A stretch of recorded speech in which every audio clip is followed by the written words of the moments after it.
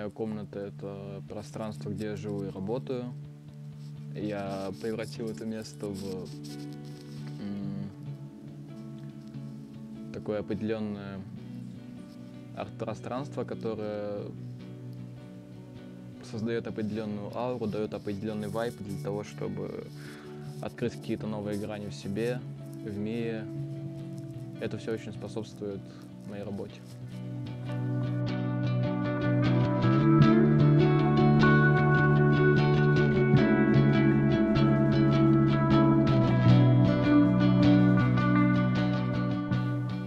Очень важно иметь место, где ты можешь как-то закрыться от всего, абстрагироваться от того, какой ты в обществе, от каких-то событий жизни, от всего, что ты, в принципе, видишь постоянно каждый день вокруг, и как-то сосредоточиться на том, что ты думаешь, что ты чувствуешь, и на том, какую форму ты этому всему можешь придать.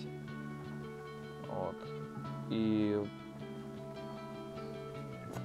в этом смысле, в принципе, комната полностью отражает то, что происходит у меня в голове.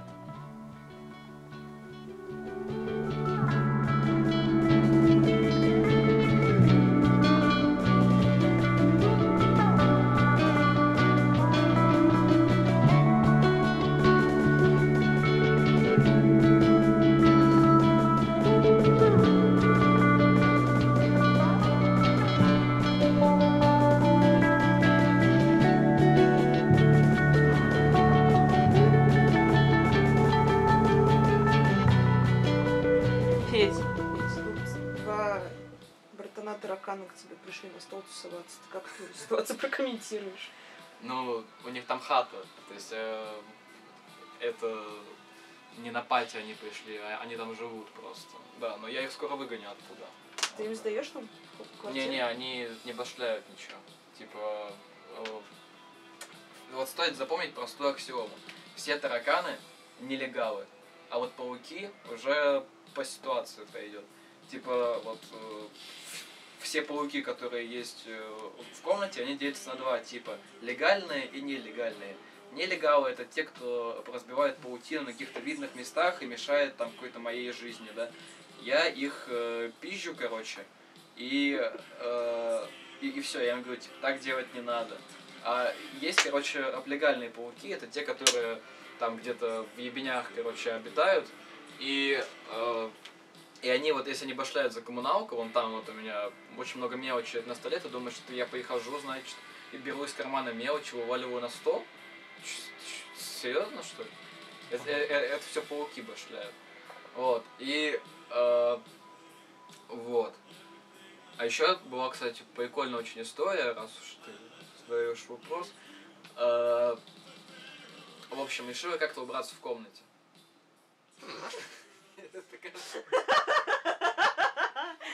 Вот эта история. Это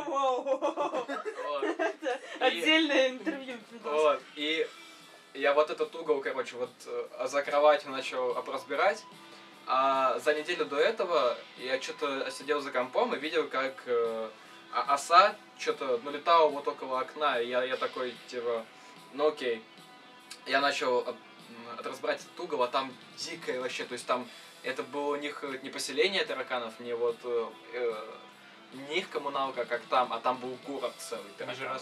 Там, да, там вот реально просто город был. Я что-то, ну, я знал об этом, я начинаю все это разбирать, там их типа пиздить, чтобы они съебывали там и так далее, все вещи там в помойку и так далее. Вот. И тут я поднимаю вот прям последний слой, то есть я прям до рейд-босса дошел, типа до самого последнего слоя вот с тараканом, я поднимаю вот такую вот кучу мусора, такой поднимаю, и я вижу следующую картину. Что-то тараканы такие там, а сидят, чилят там, короче, парочками, не парочками, кто-то так медленно ходит, типа, сидят, да. Это реально как будто, короче, в санатории какой-то, я таракан не попал, они там просто вот так вот сидят, тупо чилят. И среди них, вот там, обособленно, как белая ворона, короче, в семье, сидит оса эта. Я тебе отвечаю, она сидела вот под всей вот этой грудой мусора, она сидела вот буквально на полу уже под всем этим. Она сидела такая, и как бы они даже не поняли, что происходит. Я такой, Я просто в ахуе на это все смотрю. Я беру, короче, жезл судьбы, вот есть у меня такая палка. Я Вот её- она. Да. Вот она. Типа. Она осталась от шкафа. Я ее беру, это вот, но я ей всегда там пизжу пауков, тараканов. Вот я беру ее, такой, начинаю хуярить эту осу, она начинает летать по всей комнате, короче. У меня в это время играет на динамике, на телефоне, короче, гранатовый альбом Сплина. Типа вот эта песня «А свет горел всю ночь» такая, типа, драйвовая. Я просто гоняюсь по всей комнате, пытаюсь ее упиздить.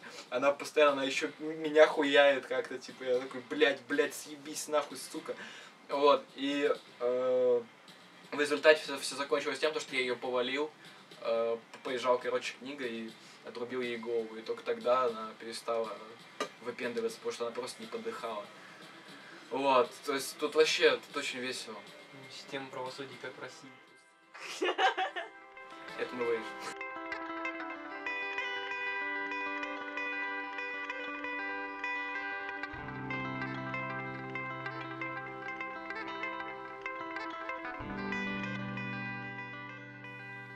Я только не так давно начал замечать то, что моя комната, она чем-то отличается от остальных комнат.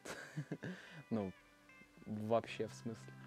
В принципе, мне всегда казалось то, что все, что здесь есть, все, что здесь происходит, это какая-то данность, и, в принципе, по-другому быть не может. В принципе, когда я начал замечать то, что что-то здесь не так, я понял такую вещь, то, что мне, в принципе, важнее какое-то ментальное состояние, какой-то определенный настрой сознания для того, чтобы работать так, как я хочу работать. И это для меня стоит в первую очередь. А какой-то комфорт, какие-то блага, они, в принципе, далеко не первостепенны. Самое важное то, что в принципе, я делаю и чем я занимаюсь. Все мое искусство, все то, чем я занимаюсь, это в сущности это терапия. Это попытка облегчить то, что происходит в голове. В принципе, зритель будет прав, если скажет то, что, неудивительно. То, что это попытка облегчить то, что происходит в голове, учитывая там все какие-то внешние факторы. Но проблема в том, то, что это всего лишь такая моя методика борьбы с этим. Я не пытаюсь бороться с каким-то страхом, с какими-то загонами, чтобы, убегая от него, проще говоря. Я борюсь с этим лицом к лицу и хочу видеть это все, как оно есть, для того, чтобы победить это раз и навсегда. И я избрал такой путь для того, чтобы бороться с этим.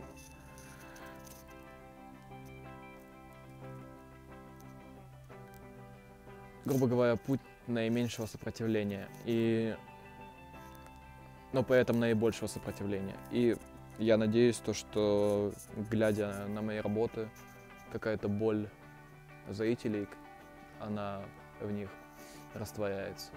И им это в чем-то помогает что-то отпустить или понять, или осознать то, что ты не один в своих каких-то переживаниях.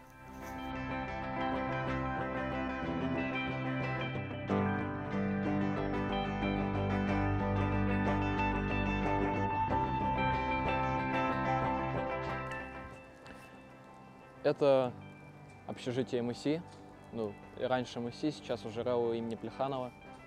Мимо нее по улице, когда я только родился, меня нес отец зимой 99-го года. И вообще я в дальнейшем очень часто проходил мимо нее, буквально каждый день, когда ехал с мамой на занятия, когда шел с братом Жорой в поход, когда уже, будучи постарше, ездил на тренировки. И каждый раз, проходя мимо этого здания, будучи ребенком, я задавался вопросом, почему оно такое большое, а я такой маленький. Я не мог этого осознать у себя в голове. И в определенный момент я все-таки смог соединить две эти вещи Это мои детские травмы и то, что я всю жизнь жил в мегаполисе, изобразив это все на картине записки мальчика Жени. Намеренно изображая там эмоции маленького мальчика посередине большого и злого города.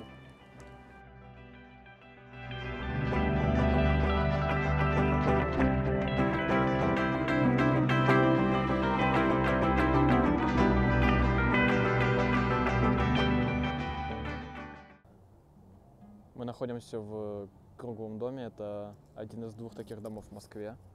Это место меня очень сильно вдохновляло при написании картины «Наши», своей крайней картины, потому что, стоя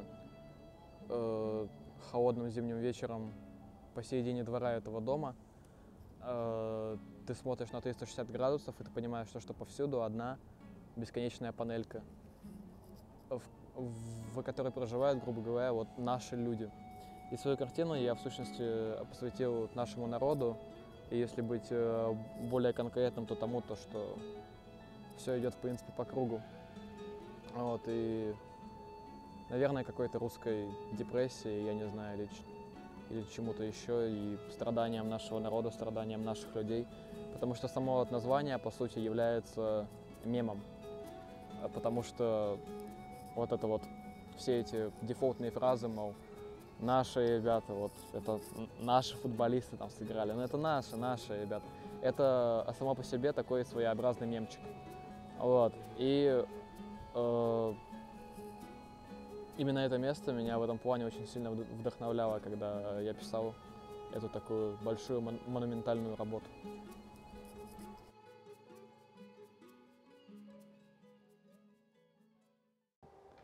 Раньше школа находилась вон в том здании, но позже его перенесли в новое, это было где-то в 90-х, я не помню этого, понятное дело. Эту школу закончила моя мама, мои братья, такая немного семейная история. Интересный случай со мной произошел в 6 классе. Ну как он начал со мной происходить, потому что я носил тогда очень длинные волосы, у меня они были вот где-то до середины лопаток. Я окартавил и был круглым отличником. А в нашей школе, если у тебя есть хотя бы один повод для того, чтобы тебя подкалывать, то у тебя большие проблемы. У меня же их было целых 3, а нет, 4, я еще заикался. Вот. И из-за этого всего дела в 10 класс я пришел подростком, очень сильно страдающим от социофобии и боязни людей. И с этим я, в принципе, боюсь до сих пор. И в определенный момент я начал перерабатывать всю эту боль себе в плюс для того, чтобы, так сказать, продолжить с этим жить дальше. И, собственно говоря, после вот такой вот работы я решил написать картину на эту тему. И я долго думал, что же мне писать, что вот есть общего между всеми общеобразовательными учреждениями в нашей стране. Доска — это слишком банально. И потом я понял то, что линолеум, мы ходим по нему каждый день, но мы его не замечаем, потому что он для нас обыденность абсолютная, мы даже не обращаем на него внимания. И какой-то привяз к нему идет, когда младшеклассники бегают по нему, и учитель выходит, чтобы на них наорать, то, что, мол, не бегайте по линолеуму. Только в этот момент на него становится не насрать. И то я уверен, то, что учителю, в принципе, параллелен этот линолеум, так же, в принципе, как и остальные ученики. Вот так вот.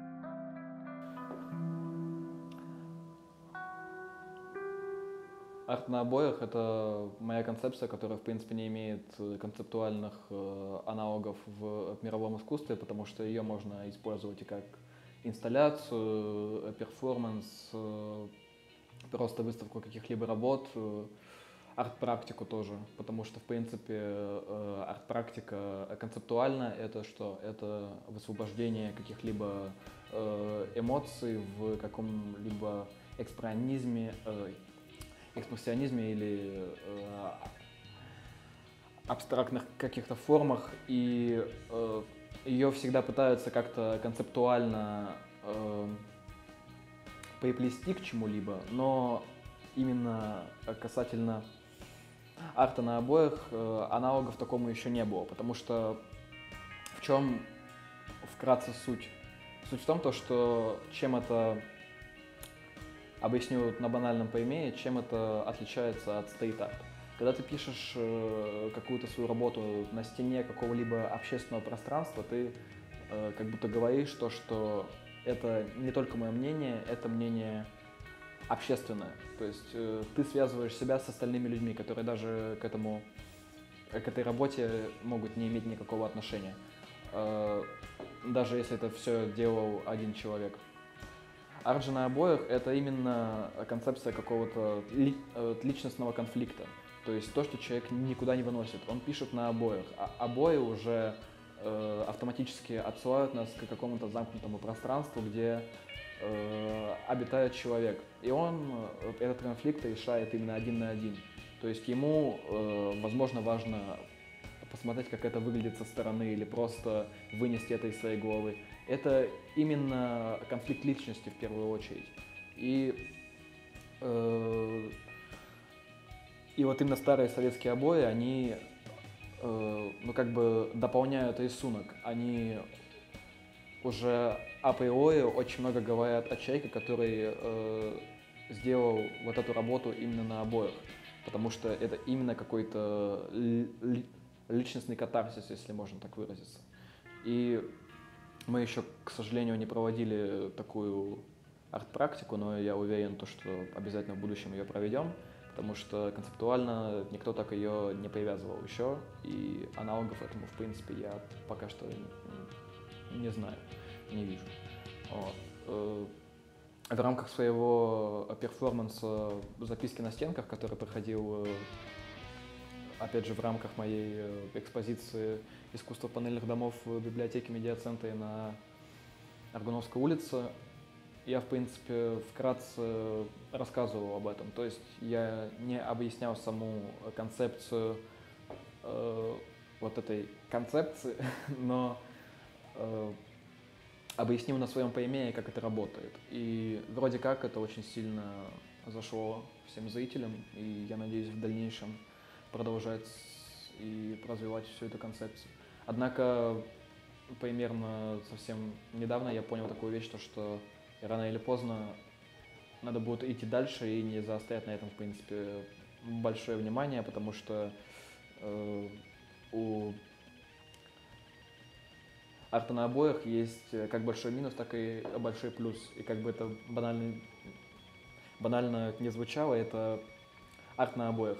Минус в том, что он очень сильно как раз и привязан к этим самым обоям, и плюс в том, что он на них же и завязан, потому что это, конечно, создает огромное впечатление о самом рисунке. То есть тот рисунок, который был бы написан не на обоях, он будет смотреться как-то не очень. Рисунок, который написан на обоях, вот самый простой, он уже вызывает какие-то такие не совсем комфортные, наверное, эмоции, потому что это смотрится на самом деле достаточно страшно.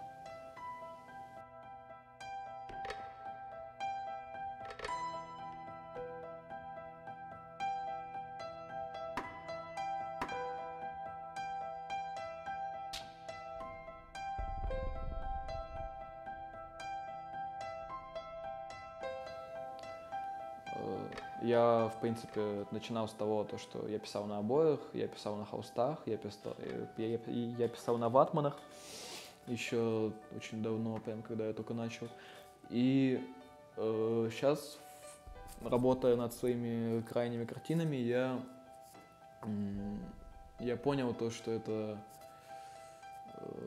я ощущал себя не на своем месте очень сильно, и я, в принципе, закончил вот свою последнюю картину «Наши» и принялся за новую, она называется «Последняя спичка», но в какой-то момент, работая над уже последней спичкой, я понял то, что что-то я куда-то совсем не туда зашел, абсолютно то, что мне не нравится, что я начал делать, мне не нравится, по какому пути я иду, и я для себя уже вот 2 месяца я думал, что мне делать дальше. Я думал, что я исписался, то, что что-то не так, но в результате я сформировал очень сильно простую концепцию. Суть ее в том, что сейчас, в принципе, 2D-плоскость, даже если на ней изображена 3D, в любом случае она ушла в прошлое. То есть сейчас работать на холстах, это, в принципе, ну, можно, конечно, если ты это делаешь круто, классно, если тебя это вставляет, то, конечно, кто тебе может запретить. Но суть в том, что сейчас вот весь современный мир, опять же, искусства, что русского, что, мне кажется, заграничного, он больше угорает по перформансам, по инсталляциям и так далее. То есть это, в принципе, видно. И, то есть это именно какой-то 3D и 4D пространство. Вот как 4D пространство — это вот именно выставка в гараже «Экология как новая политика», это именно 4D пространство. На винзаводе на том же там очень сильно ценят 3D пространство. То есть это и инсталляции, какие-то перформансы и так далее. То есть работать на какой-то именно плоскости — это уже очень сильно в прошлом, и уже давно в прошлом, просто сейчас это начали потихонечку осознавать уже. И так как я в инсталляциях, в перформансах я, в принципе, очень слабый человек, я работаю в другой несколько сфере, я придумал, как это совместить, как совместить то, что я хочу делать, и то, что, в принципе, сегодня в современной визуальной культуре происходит. И это, в принципе, оказалось очень просто, я пока, наверное, не буду раскрывать все карты, хотя, в принципе, там ничего особенного нет. Я просто понял то, что можно работать так же, только на 3D-пространстве. И я понял, как это можно сделать. И, собственно говоря, вот в скором времени я примусь за работу над таким первым экспериментальным произведением, которое, конечно, мне кажется, будет очень сильно поразительно отличаться от всего, что я делал до этого. Сколько времени займет, не знаю, но мы посмотрим, мы будем работать, мы будем стараться. Как-то так.